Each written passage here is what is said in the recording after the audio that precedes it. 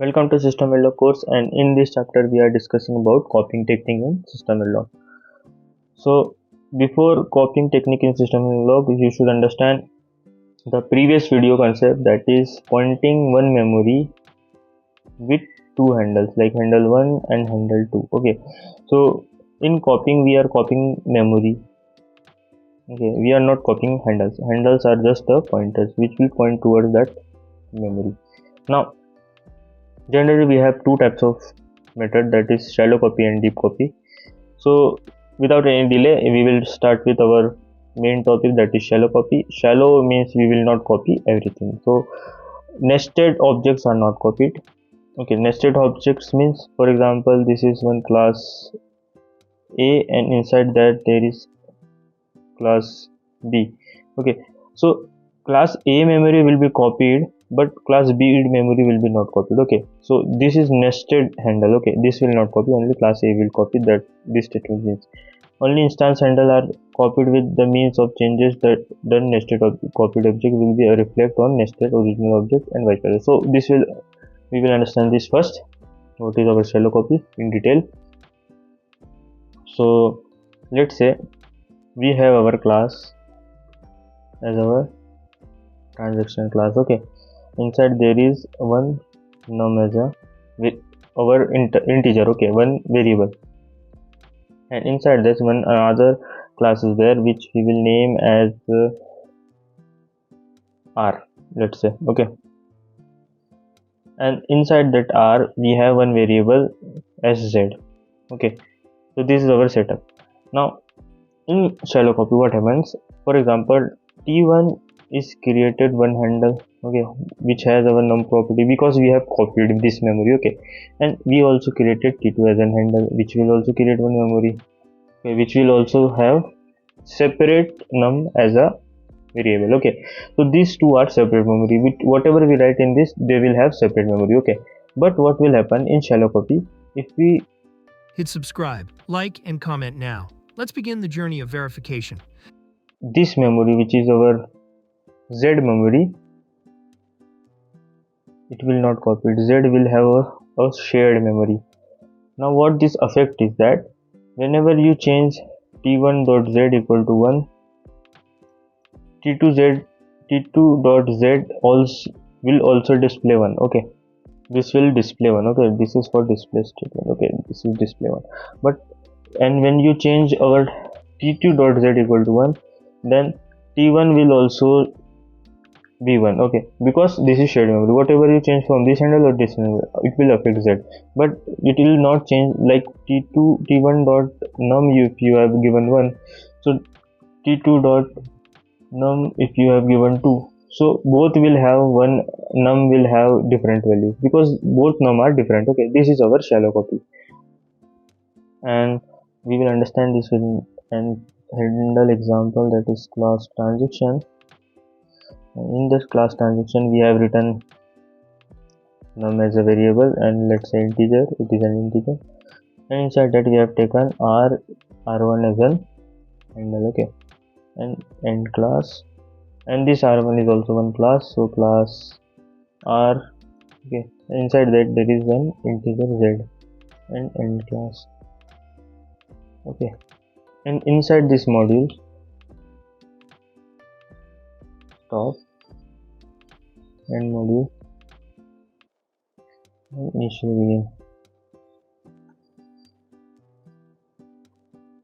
Okay, now how we will do shallow copy, it is simple and also given here. So the main thing is you have created two new. Okay, new means giving memory and we are using t1 as doing copy of that memory. Okay, so we will take transaction t1 t2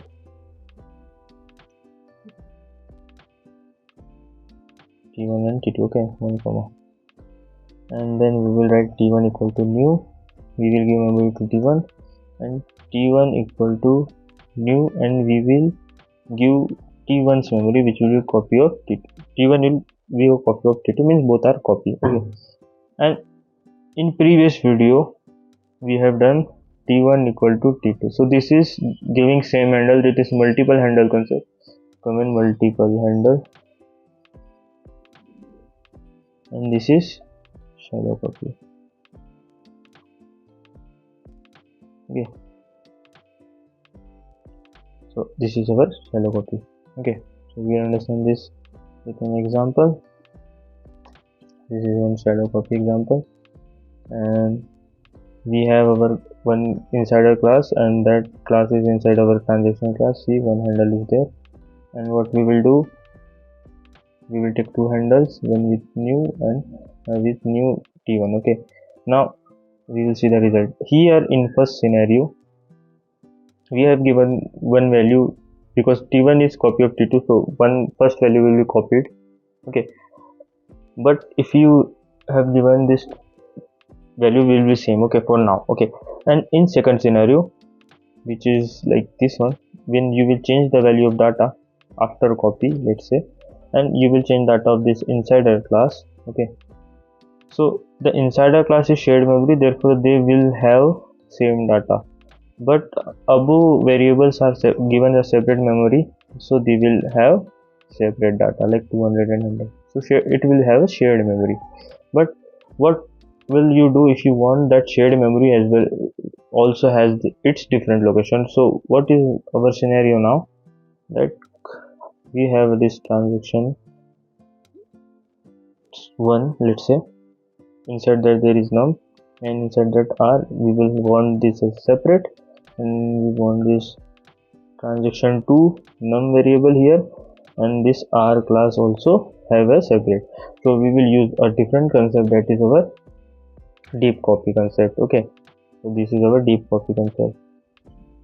So I will explain you about theory here only without any delay. So let's say this is our example. Okay, previous example. So we will change this example. Okay, we will change this example to make it a deep copy.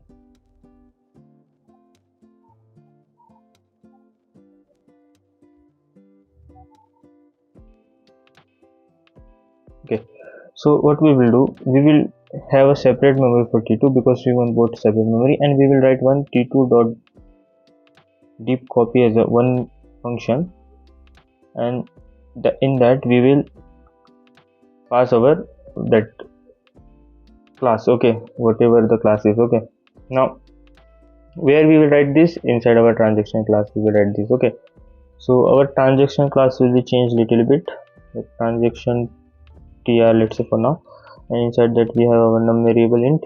Okay, now here we will write our copy method, that is function deep copy.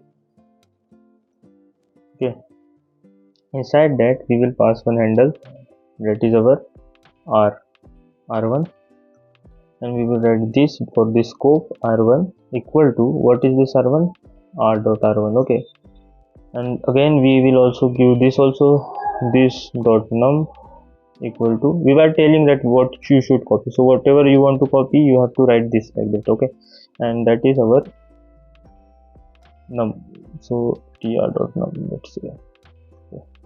And function, so this one function you will add inside your class for doing our deep copy. So we will understand this with an example. So this is one insider class. Okay, and here we have written deep copy function, this dot data tr. Okay, tr, this tr transaction we are taken handle. Okay, we are passing this handle inside this also. Okay, same thing. Now we are new and this new, and we are passing this tr handle inside our deep copy because we want to copy this. And now the change you can visible is that here we have changed the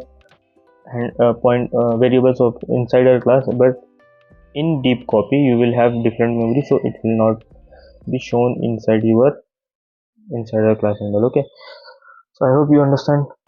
Please, Lord, give me a sign, a sign.